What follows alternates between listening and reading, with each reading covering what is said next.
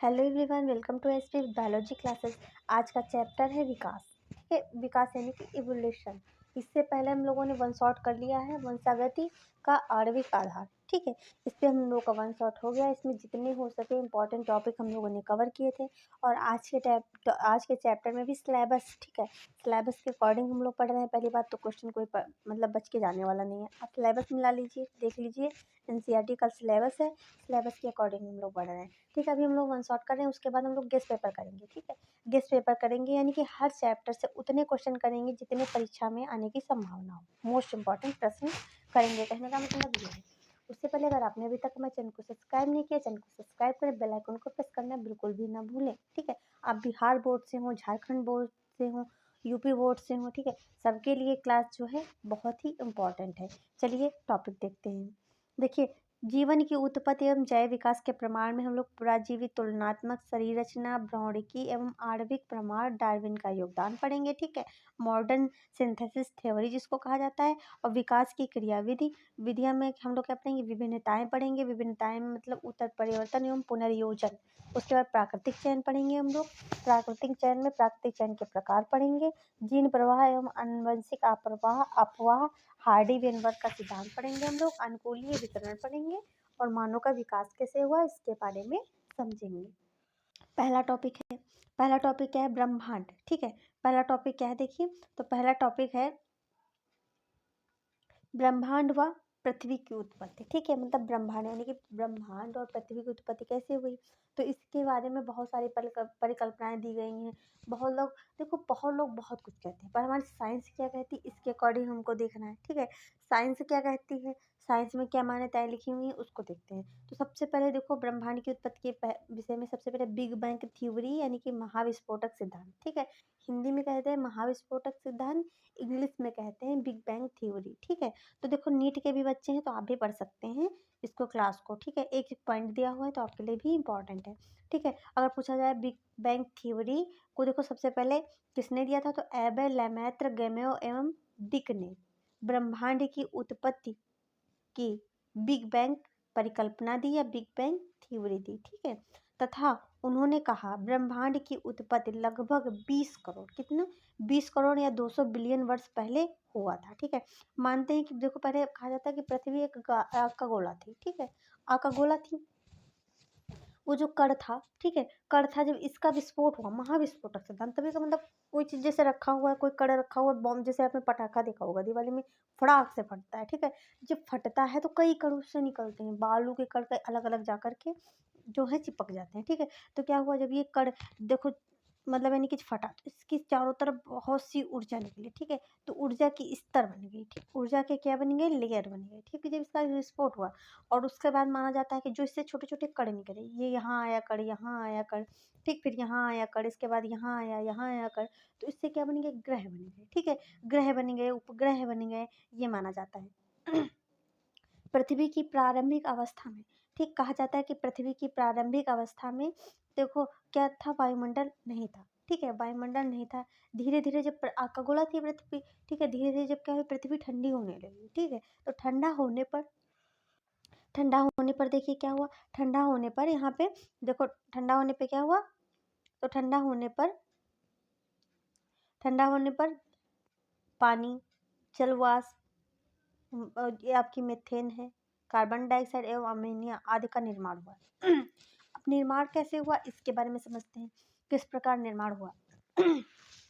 देखिए, ऑक्सीजन थी नहीं वायुमंडल में, है, तो जिससे क्या थी, पृथ्वी जो थी अपचायक प्रकृति की थी। अगर पूछा जाए पहले प्रकृति जो वो पृथ्वी थी वो किस प्रकृति की थी, तो आप बताएंगे अपचायक प्रकृति की थी। ठीक है, तो अपचायक प्रकृति की थी। तो जब पृथ्वी पर सूर्य की पराबैंगनी किरणें पड़ी, ठीक है, जब ग्रह बन गए, ठीक, जो छोटे छोटे कण थे उनसे जब ग्रह बने, वो उसमें सूर्य भी बन गया। ठीक है, सूर्य भी बना, तो क्या, जब सूर्य की पृथ्वी पर पराबैंगनी किरणें बनी, तब हुआ क्या, ठीक है, पानी था।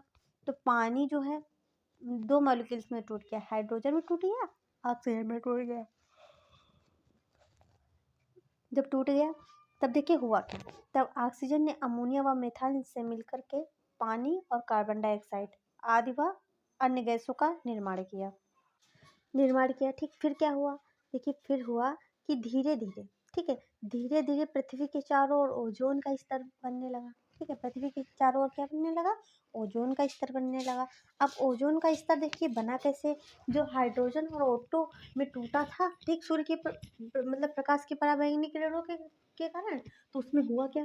तो उसमें ये हुआ कि उसमें ऑक्सीजन के, देखिए धीरे धीरे जब ऑक्सीजन बढ़े तो ऑक्सीजन के 3 मॉलिक्यूल जब हुए, तो 3 मॉलिक्यूल से मिलकर के क्या ओजोन परत का निर्माण हुआ। ठीक है, ओजोन परत का अगर फॉर्मूला पूछे तो O3 होता है। ठीक है, O3 होता है, तो ओजोन परत का निर्माण हुआ। धीरे धीरे पृथ्वी पर के और ठंडा होने पर, उसके बाद जब पृथ्वी और ठंडी हुई तब क्या हुआ?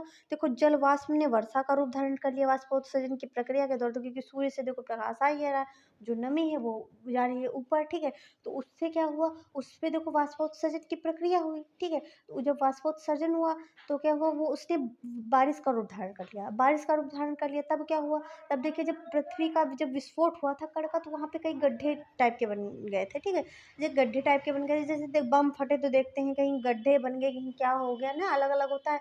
तो उसमें जो छोटे गड्ढे थे वो नदी तालाब का उसने मतलब तालाब का रूप ले लिया, कुछ पोखर का रूप ले लिया, झील बन गई। ठीक है, और जो खूब बड़े बड़े जो गड्ढे हुए थे, ठीक, उसमें क्या बन गया? महासागर बन गया। क्या बन गए? महासागर बन गए। ठीक है, फिर कहा जाता है कि 50 करोड़ बाद, ठीक है, 50 करोड़ बाद पृथ्वी की जीवन 50 करोड़ बाद माना जाता है कि पृथ्वी पर जीवन की उत्पत्ति हुई। ठीक है, उत्पत्ति हुई। सबसे पहले क्या देखा गया? सबसे पहले आरएनए डीएनए जैसे यहाँ पे श्रृंखलाएं देखी गई। ठीक है, श्रृंखलाएं देखी गई। उसके 2 बिलियन बाद, ठीक है, 2 बिलियन बाद क्या देखा गया? कि पृथ्वी पर, ठीक है, जीव की उत्पत्ति हुई। अगर पूछा जाए जीव की उत्पत्ति आज से कब से 2 बिलियन वर्ष पहले हुई थी। ठीक है, अब विशिष्ट सत्यवाद सिद्धांत क्या है? ठीक है, इसके बारे में समझते हैं। The theory of special creation, ठीक है, ये क्या है? तो इसके बारे में समझते हैं। तो इसके अकॉर्डिंग आप जानते हैं कि हमारा जो है, जैसे हमारे वहाँ बहुत सारे धर्म हैं। ठीक है, धर्म है तो मेन तो 4 ही धर्म होते हैं, हिंदू मुस्लिम सिख ईसाई। ठीक है, तो देखो अलग अलग धर्मों ने कहा कि मतलब उन्होंने कहा मेरे अल्लाह ने किया, हमने कहा हमारे, देखिए हमारे भगवान जी ने कहा, उन्होंने कहा हमारे गॉड ने कहा। ठीक है, उन्होंने कहा हमारे गुरु मतलब यानी कि गुरुदेव ने किया। तो ऐसे सिस्टम थे ना, तो सबने अपनी अपनी जो है प्रस्तावना दी। ठीक है, तो इससे माना जाता है कि अनेक धार्मिक विचारधाराओं के अनुसार किसी अलौकिक शक्ति ने पूरी सृष्टि का निर्माण किया। ठीक है, कोई कहता है मेरे भगवान जी आए उन्होंने निर्माण किया। ठीक है, और हम लोग मानते हैं मेरे मतलब भगवान आए उन्होंने पृथ्वी को बनाया था, या माता रानी आई थी उन्होंने बनाया था। और फिर देखो मुस्लिम है, मुस्लिम भाई हैं, मुस्लिम बहन है, उन लोग कहते हैं मेरे अल्लाह जी आए थे। ठीक है, तो सब ने अपने अपने जो है मत दिए। ठीक है, अपने अपने मत दिए, अपने अपने मत सबके अनुसार सही थे। सब जो है जिसको मानता है वो उसके बारे में बोलेगा ही। तो अलग अलग धर्मों ने क्या हुआ? अलग अलग मत दिए। ठीक है, किसी देखो सारे धर्म अच्छे हैं, सारे धर्म के लोग अच्छे हैं। ठीक है, तो कोई भी धर्म खराब नहीं होता। जो जिस धर्म में हुआ है तो उसको अपने धर्म से लगाव है। और दूसरी बात, सबसे पहले हम लोग क्या है? हिंदुस्तानी हैं। ठीक, सबसे पहले हम लोग हिंदुस्तानी हैं। अब स्वतः जननवाद या जीवोत्पत्ति क्या होता है? तो स्वतः जननवाद या जीवोत्पत्ति देखो खुद से पता चला कि स्वतः जननवाद मतलब स्वयं जनन हुआ। ठीक है, स्वयं पैदा हुआ। ठीक है, किसी की आवश्यकता नहीं हुई इसमें। तो इसके अनुसार सजीवों की उत्पत्ति निर्जीव पदार्थों से संभव हुई। मतलब कहीं निर्जीव कुछ पड़ा हुआ है, वहीं से क्या हुई? उनकी उत्पत्ति हुई। जैसे धूल से मक्खी बन गई है, धूल उड़ रही मक्खी बन गई माना जाता है। तो ऐसे अगर माना जाए तो कितनी धूल उड़ती, कितनी मक्खियाँ बन जाए। सड़ते मांस से कीड़े बन गए, ऐसा इन्होंने कहा। मतलब स्वतः जन्म हुआ इन लोगों का, किसी चीज़ की ज़रूरत नहीं पड़ी, ऐसा इस सिद्धांत का मतलब था। तालाब के कीचड़ एवं बालू से मछलियाँ अपने आप बन गई। तालाब और कीचड़ से मछलियाँ अपने आप बन गई। अब ये नाली ऐसा माना जाए, मतलब इस सिद्धांत को अगर माना जाए तो हमारे वहाँ नालियाँ बहती रहती, उसमें कितना कीचड़ रहता, कितना बालू रहता, नालियों में मछलियाँ नहीं बन जाती हैं ना। तो स्वतः जननवाद का सिद्धांत ये था। जैन जैन बैप्टिस्ट वान हेलमांट के प्रयोग इस पे हुए स्वतः जननवाद पे। इन्होंने क्या किया? देखिए, वान हेलमांट ने 1580 से 1644 ने स्वतः जननवाद के समर्थन में 2 प्रयोग किए। प्रयोग क्या किए थे? प्रयोग पहला क्या था? पसीने से भीगा कपड़ा लिया, ठीक, और उसके बीच में क्या रखी? गेहूं की बालियां 21 दिनों तक रखी। तो देखा उन्होंने कि चूहे उत्पन्न हो गए। इसमें क्या बन गए? चूहे बन गए। दूसरा प्रयोग किया, 2 ईंटें ली, उसके बीच में तुलसी का पत्ता रखा और उसको धूप में रख दिया। ठीक है, धूप में रख दिया। तब उन्होंने देखा कि बिच्छू उत्पन्न हुए, उससे क्या बन गए? बिच्छू बन गए। अब फ्रांसिस रेड्डी का प्रयोग क्या था? फ्रांसिस रेड्डी का प्रयोग देखो, फ्रांसिस्को रेड्डी ने 1626 से 1697 ने अनेक प्रयोगों के माध्यम से जननवाद के सिद्धांत का क्या किया, खंडन किया था। इन्होंने जननवाद के सिद्धांत को बिल्कुल खंडित कर दिया कि जननवाद का सिद्धांत जो है वो सही नहीं है। ठीक है, प्रयोग क्या किया, 3 बोतलें ली उन्होंने 3 बोतलें ले ली। ठीक, 3 बोतलों ले ली, सब में उबला मांस रख दिया, उबला मांस रख दिया। ठीक, एक को कार्क से ढका, एक को कपड़े से ढका और एक को ऐसा खुला छोड़ दिया। ठीक है, एक को ऐसा खुला छोड़ दिया। जिसको कार्क से ढका उसमें पाया कि जीव की उत्पत्ति नहीं हुई, जिसको कपड़े से ढका तो उस पे पाया जीव की उत्पत्ति। हाँ, हालांकि हवा के माध्यम से छोटे छोटे कीड़े कपड़े के ऊपर आए थे तो वो क्या थे, वो मृत हो गए थे। ठीक है, तो इन दोनों में क्या हुई, जीवन की उत्पत्ति नहीं हुई। जिसको खुला रखा था उसमें देखा कि जीव की उत्पत्ति हुई। ठीक, जीव की उत्पत्ति हुई। जीव निष्कर्ष क्या निकाला कि इन्होंने कहा क्या कि वायु के माध्यम से, ठीक है, या फिर मतलब यानी कि मक्खियों के द्वारा, जैसे कि मक्खियाँ ही उड़ करके तो उनके जैसे लार्वा से क्या हुए, कीट उत्पन्न हुए। ठीक है, मांस पे अंडे दिए, जैसे मक्खियों ने दिया, कुछ कीड़े हैं उन्होंने दिया, जिससे क्या हुआ, तब जा करके जीवन संभव हुआ। और ब्रह्मांडीय या बाह्य स्थलीय उत्पत्ति कैसे हुई, इसके बारे में समझते हैं। इसको पैन स्पर्मिया सिद्धांत भी कहते हैं। ठीक है, इसमें क्या हुआ, जीवों की उत्पत्ति के संबंध में वैज्ञानिक रिक्टर ने वर्ष 1865 में ब्रह्मांडवाद प्रस्तुत किया। ठीक है, इस सिद्धांत के अनुसार पृथ्वी पर विद्यमान जीवों की उत्पत्ति पृथ्वी पर नहीं, ठीक, इन्होंने कहा कि पृथ्वी पर जो जीव हैं उसकी उत्पत्ति पृथ्वी पर नहीं हुई, बल्कि ये ब्रह्मांड के अन्य ग्रहों से साधारण कणों, ठीक है, उन्होंने कहा कि इस पृथ्वी पर हुई नहीं थी, जो अन्य ग्रह हैं उनसे क्या हुआ, साधारण कणों एवं बीजाणुओं के द्वारा पृथ्वी पर आए हैं। जो अलग ग्रह हैं उनके कणों के द्वारा, मतलब जैसे कि आपने देखा होगा परागण पढ़ा, ठीक है, वायु द्वारा परागण। तो उन्होंने कहा कि पृथ्वी के जो अलग से ग्रह हैं उनसे क्या हुए, कण जो है आए हैं पृथ्वी से, जिसपे क्या हुआ, जीवन की उत्पत्ति हुई। ठीक है, इन्होंने क्या, देखो दूसरा क्या, हेल्मोज ने वर्ष 1884 में बताया कि यह पृथ्वी पर गिरते उल्कापिंड, ठीक, उल्कापिंड देखा होगा, जैसे जैसे गिरते हुए उल्कापिंड जैसे टूटता तारा आपने देखा होगा। ठीक, उल्कापिंड के साथ जीव द्रव किसी न किसी रूप में पृथ्वी पर आया, इन्होंने ये कहा।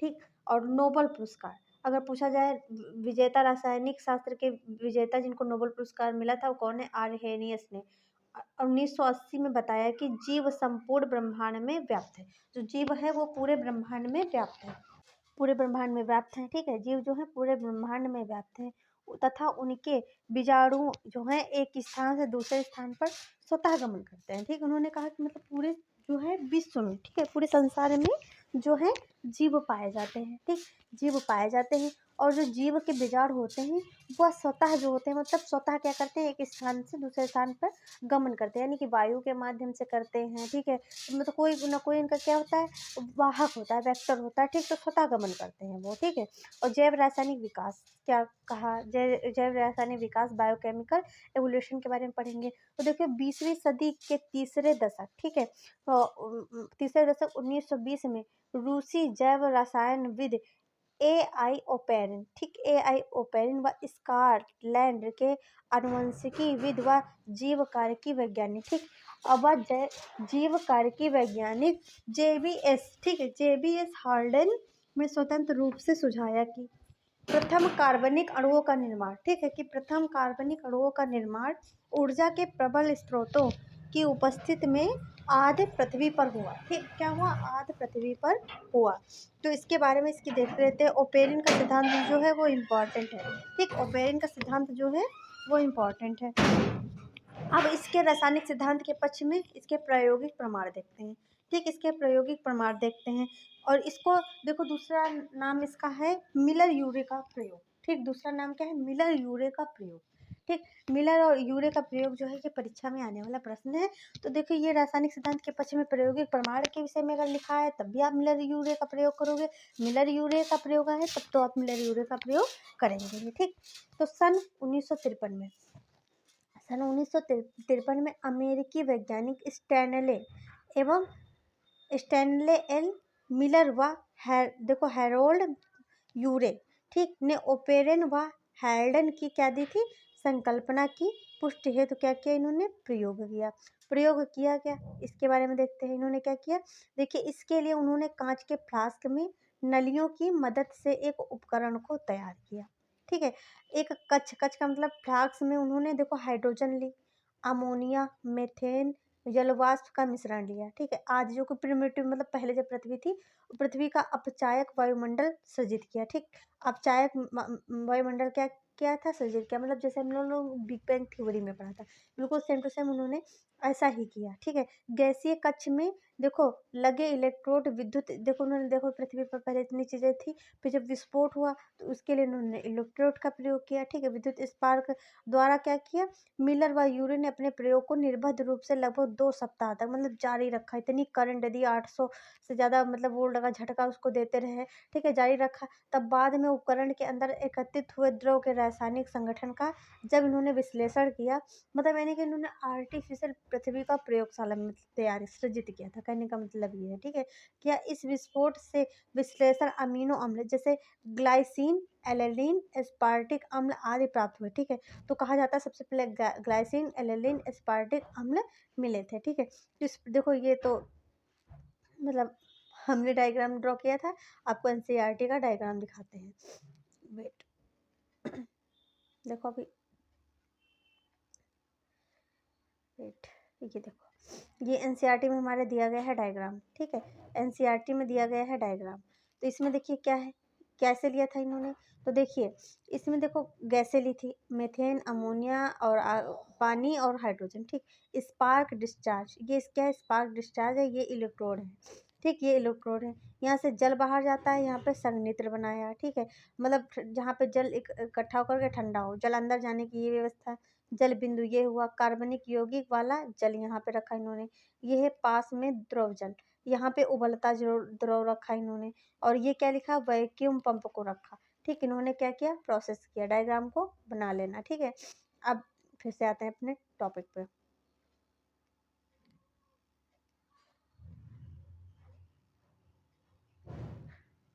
ठीक, रखा था इन्होंने, ठीक है। अनुपात क्या लिया था, अनुपात को देखते हैं, अनुपात क्या लिया इन्होंने। तो अनुपात देखो इन्होंने लिया था, देखो मीथेन को 2 अनुपात में, अमोनिया 1 अनुपात में और हाइड्रोजन 2 अनुपात में लिया था। ये जो है अनुपात जो है इसको नोट कर लीजिएगा, ये आपका एमसीक्यू में पूछा जाता है, ठीक है। एक आध कोशिका, ठीक, ए प्रोटोसेल, देखो ए प्रोटोसेल इवोल्यूशन के बारे में हम लोग पढ़ेंगे। देखो पहली वास्तविक कोशिका के विकास से पहले संभवतः एक आध कोशिका यानी कि प्रोटोसेल या प्रोटोबायोन्ट का विकास हुआ था माना जाता है, जिसमें जीवन की पहली बाह्य कला उपस्थित थी, ठीक है। अब जैव विकास डार्विनवाद पढ़ेंगे हम लोग, ठीक है, डार्विनवाद के बारे में पढ़ेंगे, जैव विकास के प्रमाण पढ़ेंगे इसके अंतर्गत। देखो चार्ल्स डार्विन ने 1809 से 1882 में अपनी पुस्तक द ऑरिजिन ऑफ स्पीसीज, पुस्तक का नाम नोट कर लीजिए, ठीक है। 1859 में उद्विकास का सिद्धांत दिया था, ठीक। अगर पूछा जाए कि उद्विकास का सिद्धांत कब दिया था, किस सन में दिया गया था, तो 1859 में दिया था। और उनकी जो पुस्तक थी चार्ल्स डार्विन की, तो वो क्या थी, देखो दी ओरिजिन ऑफ स्पीसीज थी, ठीक है। और उद्विकास का सिद्धांत के बारे में समझते हैं, वेट, उद्विकास का सिद्धांत, ठीक। इस सिद्धांत के अनुसार सभी जीवों की उत्पत्ति एक कोशिकीय सरल जीव से हुई है, ठीक है। उद्विकास का सिद्धांत का मतलब उद्विकास यानी कि कैसे विकास हुआ, ठीक है। तो इस सिद्धांत के अनुसार सभी जीवों की उत्पत्ति एक कोशिकीय सरल जीव से हुई, ठीक। उत्परिवर्तन क्या होता है, जीवों के विकास की प्रक्रिया में उनमें कुछ आनुवंशिक परिवर्तन होते रहते हैं, ठीक है। जब जीव का विकास होता है, ठीक, विकास की जब प्रोसेस चलती होती है उसमें कुछ आनुवंशिक परिवर्तन, चेंजमेंट होते हैं जो अगली पीढ़ियों में परिलक्षित होते हैं, ठीक है। जैसे कि हमारी इस पीढ़ी में कुछ चेंजमेंट हुआ, कुछ परिवर्तन हुआ, तो अगली पीढ़ी में क्या वो दिखेंगे, वो चेंजमेंट अगली पीढ़ी, आने वाली पीढ़ी में दिखेंगे, ठीक है। तो इस प्रक्रिया को क्या कहते हैं, इस प्रक्रिया को उत्परिवर्तन कहते हैं, ठीक है। ऐसे परिवर्तन जो, जैसे कि आप देख सकते हो, जैसे हम लोग जो 12 या 13 साल की उम्र में सीखते थे, वो आजकल के बच्चे जो है 4 या 5 साल की उम्र में सीख रहे हैं। तो जो हमारी उम्र में जो, देखो हमारी उम्र में जो परिवर्तन हुए थे वो मतलब जब हम थे तब जो परिवर्तन हुए थे तो वो इस पीढ़ी में दिखे, ठीक है। हम लोगों के जो बच्चे हैं उनमें दिखे, ठीक है। तो इस प्रक्रिया को उत्परिवर्तन कहते हैं, मतलब यानी कि अचानक होने वाला परिवर्तन, ठीक है। जो परिवर्तन जो दूसरी पीढ़ी में दिखता है उसको क्या कहते हैं, उत्परिवर्तन कहा जाता है। ऐसे परिवर्तन जो जीवों की प्रकृति के अनुकूल बनाने में सहायक होते हैं, वे अगली पीढ़ी में स्थानांतरित होते रहते हैं तथा शेष परिवर्तन समाप्त हो जाता है, ठीक है। यहाँ पर कहने का मतलब ये है, ऐसे ही परिवर्तन जो होते हैं अगली पीढ़ी में जाते हैं, जैसे कि जाते हैं, ऐसे नहीं जाते हैं कि मतलब व्यक्ति को या फिर जो शिशु है उसको अनुकूलित होने में समस्या हो। तो जो अनुकूलित होते हैं परिवर्तन वही जाते हैं, जो अनुकूलित नहीं होते वो नहीं जाते हैं। ठीक, शेष क्या परिवर्तन होते हैं, खत्म हो जाते हैं। ठीक है, प्राकृतिक चयन देखते हैं, प्राकृतिक चयन क्या होता है। तो प्राकृतिक चयन मतलब प्रकृति के द्वारा चयन किया जाना। ठीक है, तो प्रकृति द्वारा निर्धारित प्रक्रिया। ठीक है, प्रकृति द्वारा निर्धारित प्रक्रिया प्रकृति चयन कहलाती है। ठीक, प्रकृति निर्धारित करती है क्या, प्रकृति यहाँ पे निर्धारित करती है, उसी को कहते हैं प्राकृतिक चयन। जैसे योग देखो, योगतम की उत्तरजीवता। ठीक है, क्या है, योगतम की उत्तरजीवता।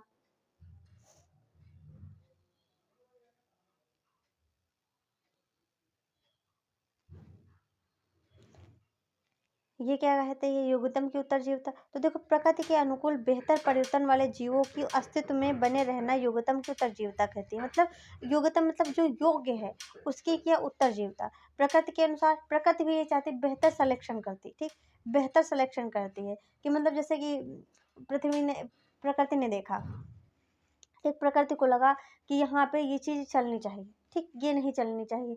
तो उसने क्या किया, जो योग्य है उसको क्या किया, मतलब जो जैसे आप देखते हो जैसे जिस बच्चे का वेट कम है, ठीक है, और जिस बच्चे का वेट ज़्यादा है, तो वहाँ पे ये समझा जाता है कि जिस बच्चे का वेट कम है तो वो भी कम जिएगा, जिस बच्चे का वेट ज़्यादा है वो भी इसका भी जीवन जैसे कि तो उसमें क्या होता है, वो बच्चा मतलब यानी कि उसकी जो है उत्तरजीविता को वो निर्धारित नहीं करती। जो बेहतर होता है उसकी क्या करती है, उत्तरजीविता को निर्धारित करते। प्रकृति जो होता है खुद चयन करती है। ठीक है, तो अब लैमार्क का मत, लैमार्क के मत के बारे में पढ़ेंगे। देखो, फ्रांसीसी वैज्ञानिक जीन बैप्टिस्ट ने, ठीक है, जीन बैप्टिस्ट डी लैमार्क यानी कि 1744 से 1829 ऐसे पहले जीव वैज्ञानिक थे जिन्होंने जैव विकास को स्वीकार किया तथा बताया कि जीवों की विविधता जीवों के पर्यावरण के प्रति अनुकूलों के कारण होती। ठीक, इन्होंने कहा कि जीवों में जो विविधताएं आती हैं वो पर्यावरण के अनुकूलन के कारण आती है। जैसे कि आप ये ले लो कि जैसे कि दो बच्चे पैदा हुए,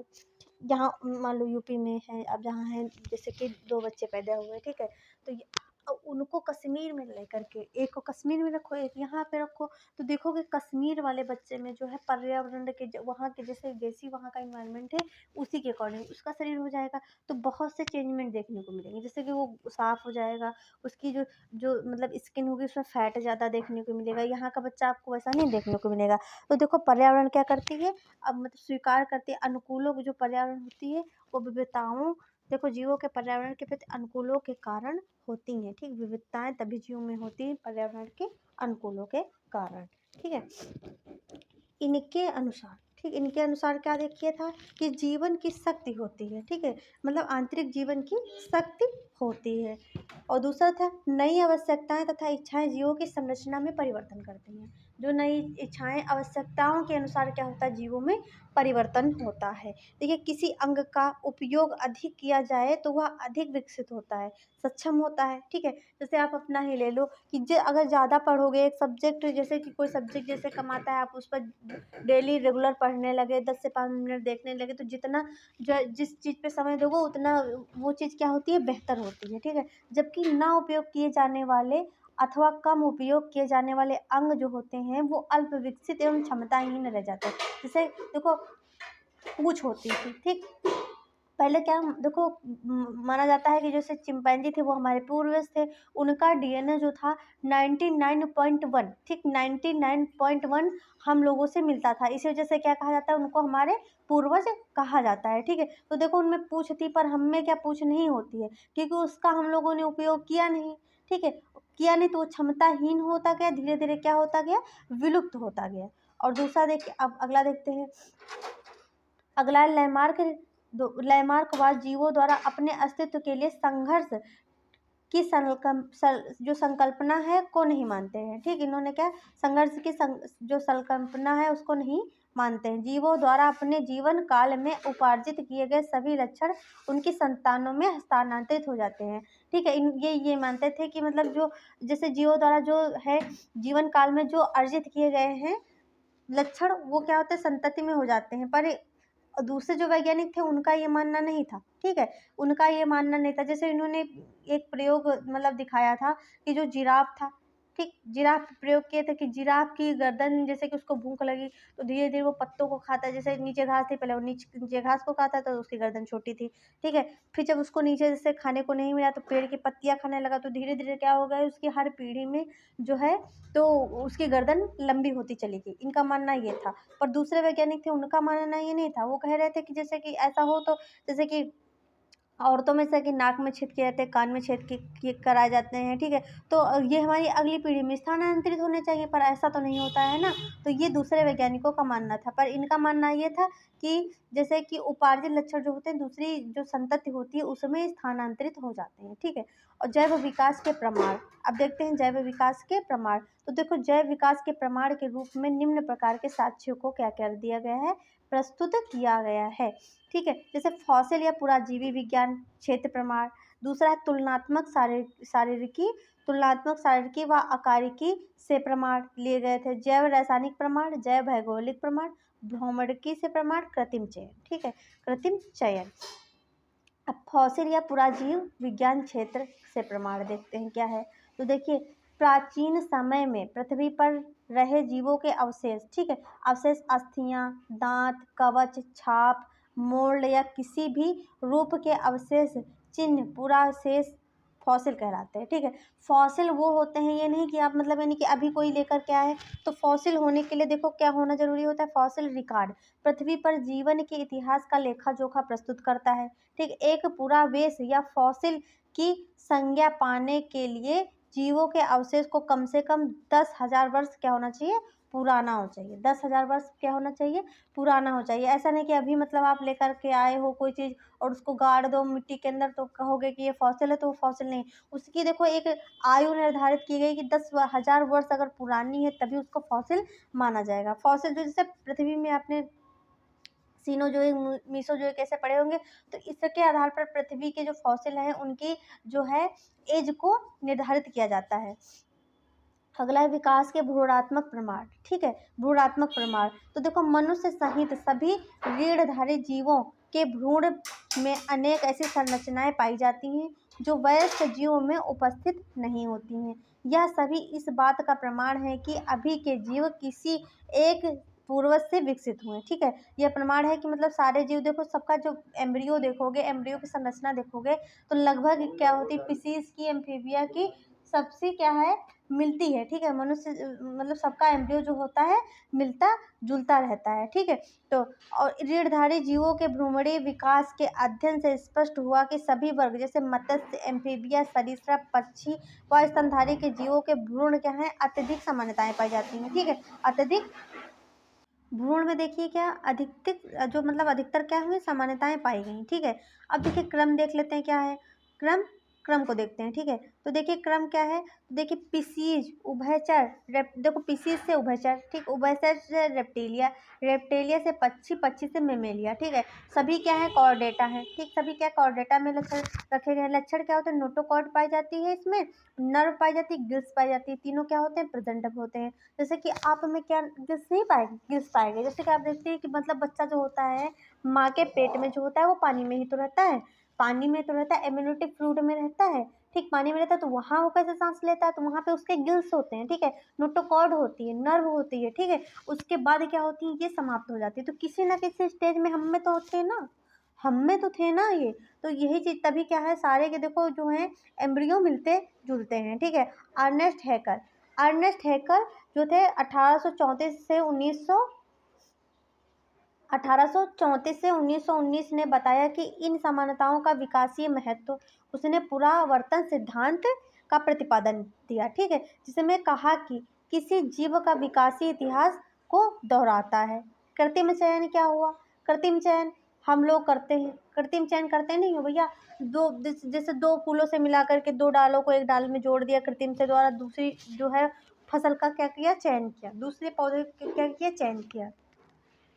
कुछ जीवों के अलील, ठीक है, अन्य की अपेक्षा उन्हें पर्यावरण के प्रति बेहतर अनुकूलित बनाकर प्रजनन व उत्तरजीविता हेतु तो अधिक सफल बना देते हैं, ठीक है। प्रकृति इन्हीं को उत्तरजीविता के अधिक अवसर प्रदान करती है। मतलब जो बेहतर होते हैं उनको प्रकृति भी अवसर देती है, ठीक है, उनको प्रकृति भी अधिक अवसर प्रदान करती है, तथा यही प्राकृतिक चयन कहलाता है। यही क्या कहलाता है? प्राकृतिक चयन कहलाता है। प्राकृतिक चयन देखो होने में टाइम लगता है, वर्षों लग जाते हैं, ठीक है, वर्षों लग जाते हैं। फिर मनुष्य द्वारा किया गया चयन कृत्रिम चयन कहलाता है। जैसे मनुष्य ने पादप और जंतु में चयन किए, जैसे आपने कुत्ता देखा होगा, डॉग देखे होंगे, अलग अलग वैरायटी के डॉग देखते हैं, अलग अलग वैरायटीज के पेड़ पौधे देखते हैं। जैसे देखते हैं, आपने देखा होगा गोभी, गोभी के प्रकार देख लीजिए, बंदा, जैसे बंद गोभी हो गई, फूल गोभी हो गई, ठीक है, और उसकी ब्रोकली हो गई है। तो ऐसे करके क्या अलग अलग करके तो आ नहीं। तो ये पादपों में से देखो, अधिक दूध देने वाली गाय भैंसों का चयन व प्रजनन तथा उनसे उत्पन्न संतति में केवल अधिक दूध देने वाली संतति के चयन की बार बार पुनरावृत्ति, जैसे गायों की समष्टि बना दी जो अधिक दूध देती हैं, ठीक, उन्होंने क्या किया, मतलब समष्टि बना दी। इसी तरह ब्रोकली, पत्ता गोभी, ठीक है, फूल गोभी आदि एक ही पूर्वज कोलवर्ट के कृत्रिम चयन से, जो कोलवर्ट था, कोलवर्ट से इन्होंने क्या देखो बनाया, फूल गोभी बनाया, फूल गोभी से पत्ता गोभी बना, पत्ता गोभी से लास्ट देखो ब्रोकली बना। अब ब्रोकली से कोलवर्ट नहीं बन सकता, क्योंकि इसमें क्या हो गया, बहुत चयन हो गया, और जो ब्रोकली वो बनी वो अलग प्रकार की एक किस्म बन गई, ठीक है। नोट देखो, आर्कियोप्टेरिस सरीसृप तथा एबीज के बीच की संयोजक कड़ी कहा जाता है, ठीक है। ये प्रश्न जो है बहुत पूछा जाने वाला प्रश्न है। अनुकूली विकर्ण क्या होता है? अनुकूली विकर्ण ये अपने जब चैप्टर पढ़ा था पुष्पीय पादपों में लेंगे प्रश्न, ठीक है, उसमें अपने विकर्ण पढ़ा था, ठीक है, कि परागण का कैसे किस प्रकार फैलते हैं, ठीक है। तो एक विशेष भौगोलिक क्षेत्र में अकेली पूर्वज प्रजाति, ठीक, से अलग अलग आवासों के लिए अनुकूलित होने से विभिन्न प्रजातियों का विकास अनुकूलित विकरण कहलाता है, ठीक है, अनुकूलित विकरण कहलाता है। उदाहरण के लिए डार्विन ने गैलोपेगोस द्वीप की यात्रा के दौरान, ठीक, डार्विन ने गैलोपेगोस द्वीप की जब यात्रा की तो उसके दौरान जीवों की आश्चर्यजनक विविधताएं उनको देखने की मिली। उनको एक प्रकार की छोटी चिड़ियाएं, जिन्हें आज डार्विन फिंचेज कहा जाता है, जिनको आज क्या कहते हैं, डार्विन फिंचेज कहते हैं, ठीक है, उनने सर्वाधिक आकर्षित किया, उनको सबसे ज़्यादा डार्विन फिंचेज ने आकर्षित किया। उसने यात्रा के दौरान द्वीपों पर इन पक्षियों की अनेक विभिन्न प्रकार की फिंचे, मुख्य दक्षिणी में देखो, मतलब गैलोपस के द्वीप पर पाई जाने वाली विभिन्न प्रकार की फिंचे, मुख्य दक्षिणी अमेरिकी धरा की एक बीज खाने वाली फिंच देखी, ठीक, मतलब बीज खाने वाली फिंच से विकसित हुई थी ये फिंच जो थी। ऑस्ट्रेलिया में पाई जाने वाली मार्सुपियल भी अनुकूली विकर्ण का उदाहरण है, ठीक, मार्सुपियल भी है क्या, अनुकूली विकर्ण का उदाहरण है। ऑस्ट्रेलिया में एक ही प्रकार के पूर्वजों से इन विभिन्न प्रकार के मार्सुपियल का विकास हुआ। इनमें से प्रत्येक दूसरे से भिन्न, लेकिन सभी ऑस्ट्रेलियाई महाद्वीप के निवासी थे, वह दुनिया के अन्य स्थानों पर नहीं पाए जाते। देखो इन्होंने क्या किया, जो फिंचे थी, चिड़िया थी, तो देखो क्या थी, देखो जैसे वो पहले फल खाती थी, ठीक है। अभी देखते हैं, देखो वेट, आ गए हम लोग,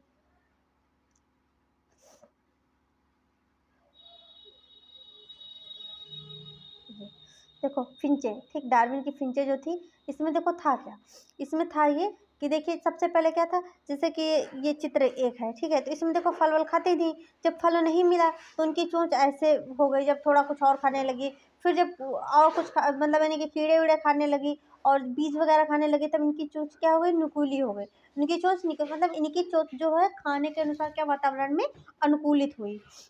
अब प्राकृतिक चयन के प्रकार देखते हैं, ठीक है, प्राकृतिक चयन के प्रकार देखते हैं। तो प्रकार क्या थे, अपसारी विकरण, जब जीवों का एक समूह एक समान शारीरिक रचना साझा करता है, ठीक है, जो विभिन्न आवासों में रहने के कारण विभिन्न प्रकार के कार्यों, ठीक है, कार्यों हेतु भिन्न भिन्न रूप से अनुकूलित हो गई हैं। इस प्रकार अनुकूलित विकरण को अपसारी विकास यानी कि डाइवर्जेंट एवोल्यूशन कहते हैं। उदाहरण के डार्विन फिंचेस, ठीक है, समजात अंग होते हैं परंतु कार्य में भिन्न होते हैं। देखो समजात अंग होते हैं पर कार्य में क्या होते हैं, भिन्न होते हैं। जैसे कि चोंच जो होती है कहीं पे बीज खाने का कार्य कर रही है, कहीं पे फल खाने का कर रही है, ठीक है। अभिसारी विकास क्या होता है, अभिसारी विकास क्या होता है, तो देखिए विभिन्न पूर्वज, ठीक है, विभिन्न पूर्वज वाले जीवों में एक ही प्रकार के पर्यावरण के समान कार्य करने हेतु तुल्य रूप या समृद्धि उत्पन्न हो जाती है, अर्थात उनके भिन्न प्रकार के अंग समान कार्य हेतु अनुकूलित हो जाते हैं। इस प्रकार की अनुकूलित विकरण या अभिसारी विकास कहते हैं। जैसे पेंगुइन के फ्लिपर, डॉल्फिन के फिन, ठीक, पक्षी के पंख व कीटों के पंख, ठीक है। तो होता क्या, देखो पेंगुइन के फ्लिपर चलने के, देखो ऐसे ऐसे मतलब वो अपने फ्लिपर को करती है तब चलती है वो। डॉल्फिन अपने फिन से क्या करती है, तैरने का कार्य करती है। पक्षी अपने पंख से उड़ने का कार्य करते हैं। कीटों के पंख भी क्या करते हैं, तो सबके पंख क्या है, पंख तो सबके हैं, ठीक, पंख तो सबके हैं, पर अलग अलग यहाँ पे कार्य कर रहे हैं। मतलब अंग समान है पर कार्य में क्या है, भिन्न है, ठीक है। अंग समान है पर कार्य में भिन्न है। तुलनात्मक शारीरिकी व आकारिकी के प्रमाण, तुलनात्मक शारीरिकी व आकारिकी के प्रमाण। सबसे पहले समझात अंग पढ़ेंगे, होमोलोगस ऑर्गन्स। देखो ऐसे अंग जो कार्य के अलग अलग करते हो, ठीक है, कार्य अलग अलग करते हो पर उनकी उत्पत्ति जो संरचना समान हो, समझात अंग कहलाते हैं, ठीक है। मतलब जो संरचना है वो समान हो, ठीक है, संरचना समान हो पर कार्य में क्या हो, भिन्न भिन्न हो, ठीक है। अब जैसे कि व्हेल, चमगादड़, चीता, डॉल्फिन व मनुष्य जैसे स्तनधारी के अग्रपाद अस्थियों के प्रकार में समानता प्रदर्शित करते हैं, ठीक है। विभिन्न जो पर्यावासी में रहने वाले इन भिन्न प्रकार के जीवों में अग्रपाद भिन्न भिन्न कार्य करते हैं, ठीक है। पादपों में देखो बैंगन विलिया के कांटों तथा कुकुरबिटा के प्रतान समजात अंगों के उदाहरण हैं, ठीक है। कहने का मतलब ये है कि स्तनधारी तो सभी, जैसे कि हम लोग हाथों से उठा उठा करके खाते हैं, और जो पक्षियों के हाथ होते हैं वो उड़ने का कार्य करते हैं। जैसे कि हमारे हाथ हम लोग खाना खाने में, ठीक, कोई सामान उठाने में उपयोग करते हैं, उसी तरीके जो पक्षियों में हाथ होते हैं, हाथ जो है पंखों में रूपांतरित है, तो पंख क्या उड़ने का कार्य करते हैं, और जैसे कि कुछ पकड़ने का कार्य करते हैं, ठीक है। और तो मतलब है तो उनके अंग तो समान है पर कार्य में भिन्न है। जैसे डॉल्फिन क्या करते हैं, उनके जो है जो फिन होते हैं वो तैरने के कार्य करते हैं। चीता के जो अग्रपाद होते हैं वो चलने का कार्य करते हैं, ठीक है। तो अलग अलग होते हैं इनके कार्य। इनको देखो एनसीईआरटी के डायग्राम के थ्रू हम लोग देखते हैं, ठीक है। तो इसका डायग्राम देखिए, यहाँ पे एनसीईआरटी का पड़ा हुआ है, जैसे ये देखिए, ठीक है। इसके प्रतान, इसकी बात कही गई, देखो बैंगन विलिया, कुकुरबीटा, ठीक है, इसमें प्रतान है, ठीक है। इसमें देखो प्रतान की जगह क्या है, कांटा है, ठीक है। कार्य समान है पर देखो इनके मतलब जो है अंग समान है पर कार्य में क्या है, यहाँ पे भिन्न है, ठीक है। अगला ये देखिए आपका, जैसे कि देखो चमगादड़ है ये व्हेल है, ये चीता है, ये मनुष्य है। तो सबके हाथ जो है अलग अलग कार्य कर रहे हैं, ठीक, अलग अलग कार्य कर रहे हैं। पर संरचना में देखेंगे, संरचना आप देख लीजिए, हाथों की क्या संरचनाएं हैं, लगभग सबकी क्या है, समान है। तो इन्हीं को कहा जाता है समजात अंग। क्या कहा जाता है, समजात अंग कहा जाता है, ठीक है। अब आगे देखते हैं, समजात अंग हम लोगों ने समझ लिया, बहुत अच्छे से समझ लिया है, ठीक है।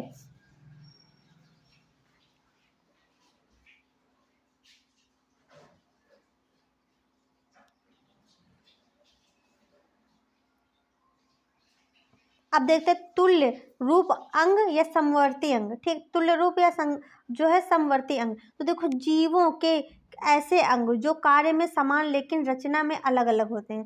कार्य में समान होंगे पर क्या रचनाएं क्या होंगी, अलग अलग होंगी।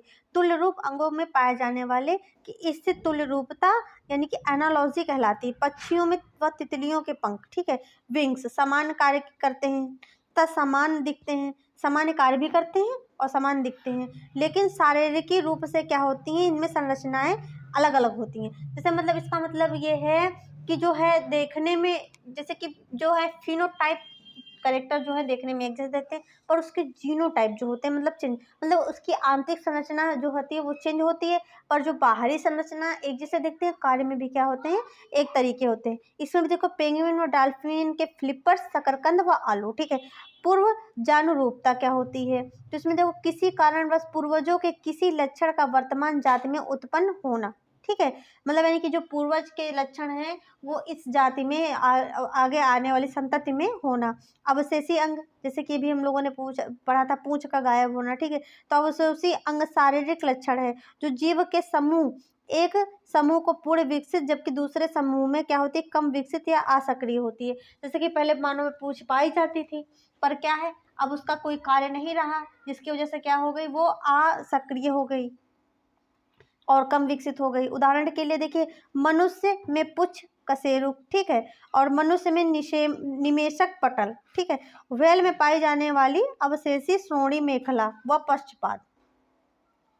तो तो ये क्या हो गए, ये जो है ये गायब हो गए कार्य न होने के कारण। जैव रासायनिक प्रमाण देखते हैं क्या है, तो देखिए लगभग सभी जीवधारी डीएनए, एटीपी, समान एंजाइम, हार्मोन सहित समान मौलिक जैव समान और प्रयोग करते हैं। ठीक है, विभिन्न प्रकार के जीवों में किसी विशेष कार्य को करने वाली प्रोटीन व जीनों के बीच समानता, समान जेनेटिक कोड आदि जैव विकास के क्या है, पुख्ता जैव रासायनिक प्रमाण हैं।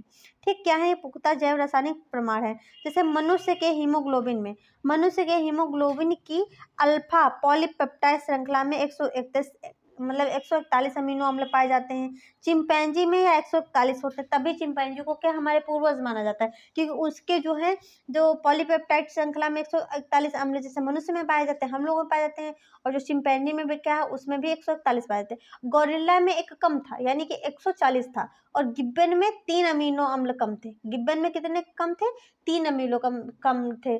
सबसे ज्यादा यहाँ हमारे जो करीबी थे, हमारे पूर्वज जो थे, वो कौन थे, चिंपैंजी थे। ठीक है, देखो उदाहरण के लिए साइटोक्रोम सी सभी वर्गों में ऊर्जा का कार्य करता है, यानी कि इसमें ऊर्जा कार्य किसकी वजह से करता है, तो माइटोकॉन्ड्रिया की वजह से करता है। हार्मोन देखो थायरोक्सिन वर्टिब्रेटा में पाया जाता है। एंजाइम जो एमाइलेज ट्रिप्सिन जो पोरीफेरा से लेकर मेमेलिया तक सभी वर्गों में पाया जाता है। ब्लड ग्रुप AB ग्रुप जो है मानव और मतलब यानी कि वानर में पाया गया, पर मंकी में, बंदर में नहीं पाया गया। ब्लड जो है प्रोटीन जो है, ब्लड में प्रोटीन जो है हिमेटिन क्रिस्टल जो मनुष्य में और वानर दोनों में पाया गया, तभी ये हमारे क्या पूर्वज कहलाते हैं। अब देखो जीव भूगोल क्या होती है, पेड़ पौधों व जंतुओं के विश्व के विभिन्न भागों वितरण का अध्ययन जीव भूगोल कहलाता है, यानी कि विभिन्न भागों के विभिन्न भागों में जो अलग अलग प्रकार की जो वैरायटीज हैं, उनके अध्ययन को क्या कहते हैं, जीव भूगोल कहते हैं। इसके उदाहरण देखो, गैलोपोगस द्वारा समूहों के 14 द्वीपों के पेड़ों पौधों व जंतु दक्षिणी अमेरिका की मुख्य भूमि से समानता प्रदर्शित करते हैं। ठीक है, मुख्य भूमि में क्या समानता प्रदर्शित करते हैं। मैग्नोलिया, ठीक है, मैग्नोलिया, सासाफ्रॉस, ट्यूलिप प्राकृतिक रूप से केवल पूर्वी यूएस चीन में पाए जाते हैं।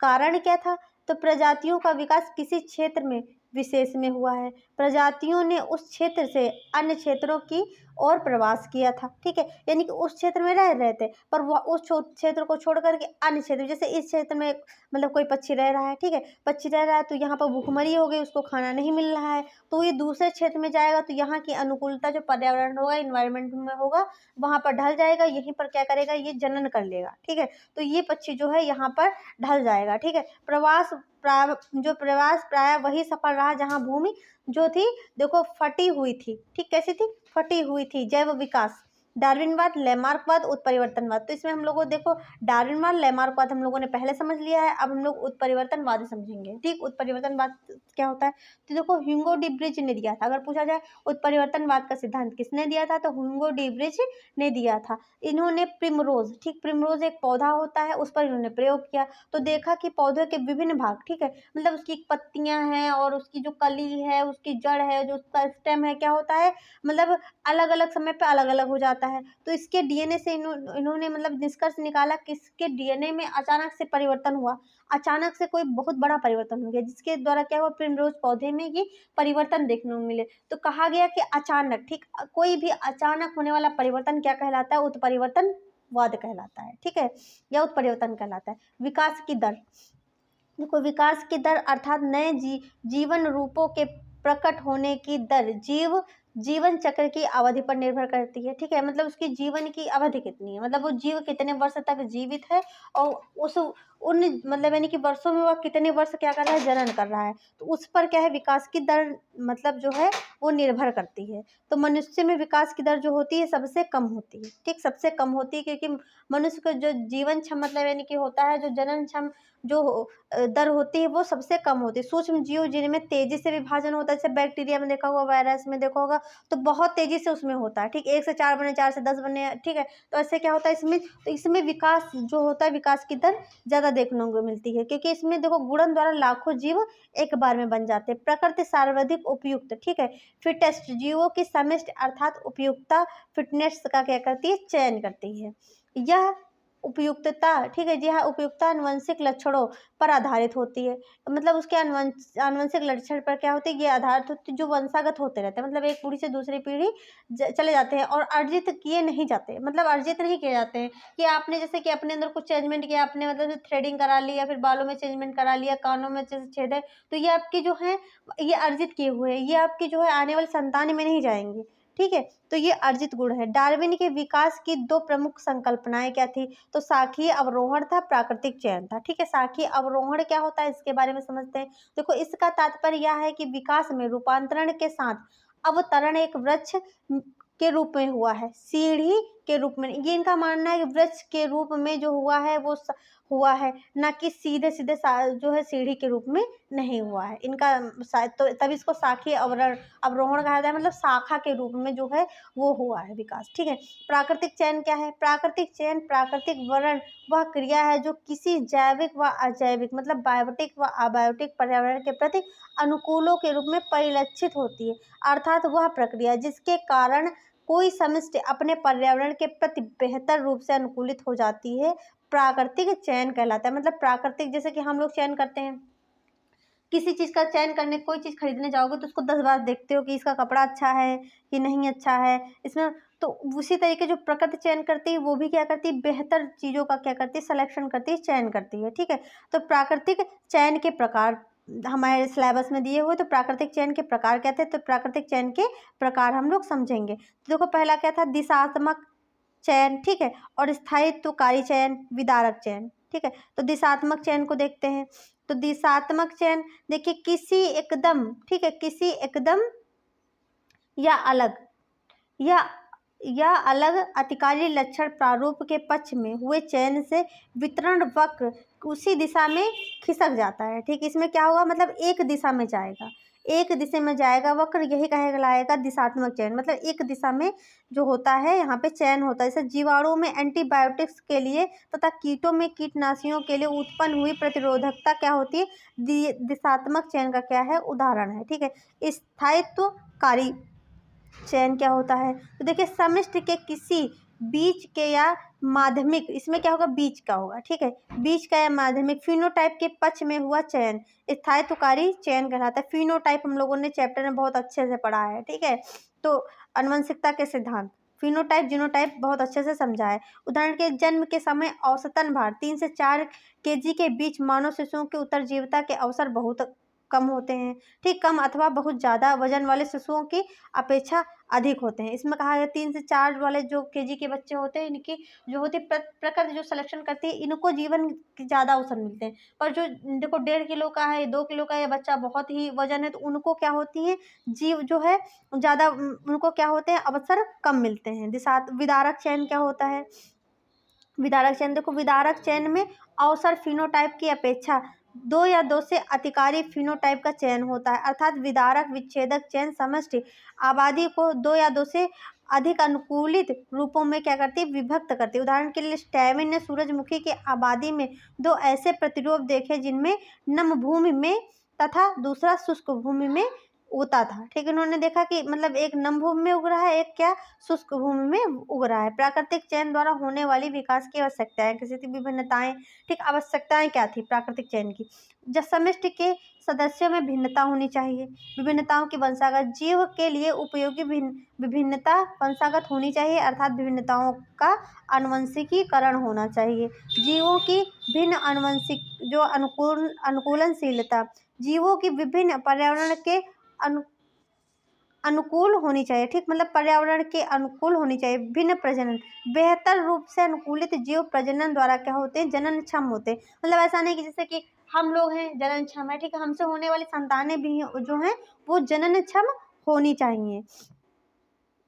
हुंगो डी ब्रिज का उत्परिवर्तनवाद, ठीक, ये समझते हैं। देखो 20वीं सदी के पहले दशक में हुंगो डी ब्रिज ने देखो इवनिंग प्रिमरोज पर किए गए जो आधार पर उत्परिवर्तन की संकल्पना दी थी। मतलब प्रिमरोज का जो पौधा था उस पे जो इन्होंने उस पर कार्य किया और उसी से क्या दी थी, उत्परिवर्तनवाद की संकल्पना दी थी।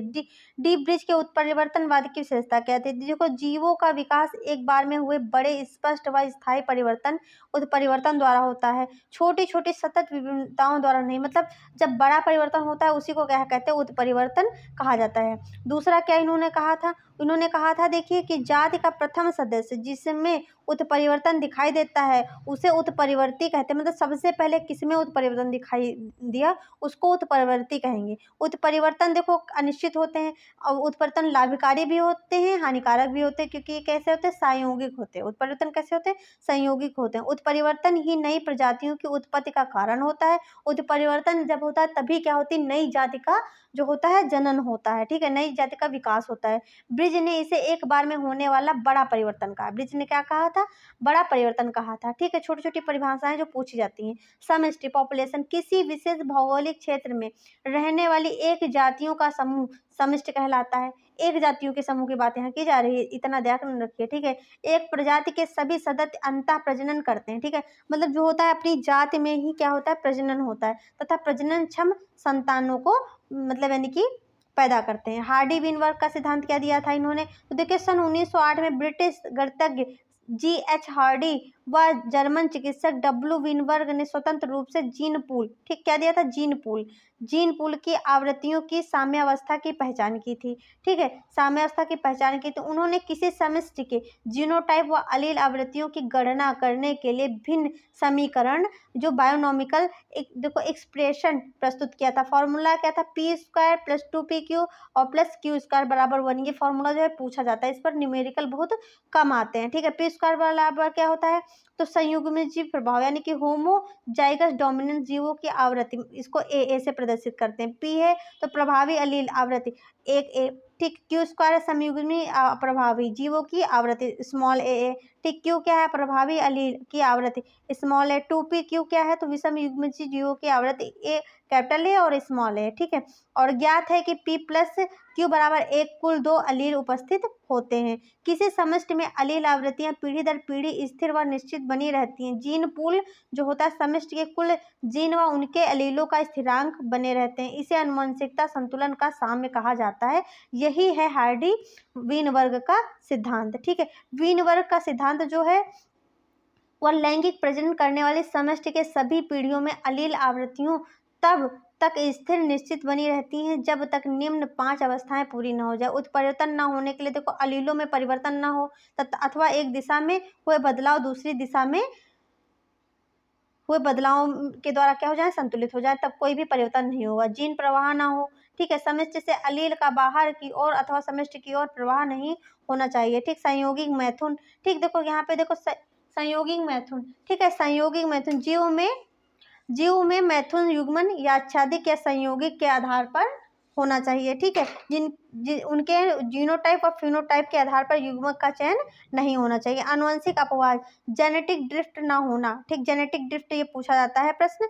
और यही बस एक टॉपिक बचा है हम लोग का चैप्टर, क्या यहाँ पर हम लोग का 1 शॉट कंप्लीट हो जाएगा, ठीक। तो देखिए, किसी भी समष्टि, यहाँ पे देखो क्या कहा गया है, किसी भी समष्टि में जिसमें केवल संयोग से या अचानक हुए अलील आवृत्तियों में परिवर्तन को जेनेटिक ड्रिफ्ट कहा जाता है। जीन अपवाह किसे कहते हैं? देखो, जीन किसी पूल की अलील आवृत्तियों में आया संयोगिक बदलाव, ठीक है, जीन अपवाह कहलाता है। जीन अपवाह तब होता है जब संयोग के कारण समष्टि के केवल कुछ जीव ही प्रजनन कर अपने अलीलों को अगली पीढ़ी में पहुंचाने में सक्षम हो पाते हैं। इस प्रकार अगली पीढ़ी के जीन पूल की अलील आवृत्तियां पिछली पीढ़ी की अलील आवृत्ति से बहुत अधिक क्या हो जाती हैं, भिन्न हो जाती हैं। यहाँ मतलब जीवों में क्या हो जाती है, भिन्नताएं हो जाती हैं, क्योंकि यहाँ पे कुछ जीव जो क्या करते हैं, वही सिर्फ प्रजनन करके अलीलों को आगे बढ़ाते हैं, बाकी नहीं कर पाते हैं, ठीक है।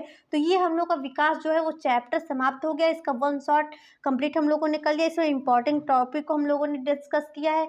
और अगर आपको हमारी वीडियो अच्छी लगी तो हमारे चैनल को लाइक, शेयर एंड सब्सक्राइब करें। जितना हो सके उतना वीडियो को शेयर करें। Thanks for watching.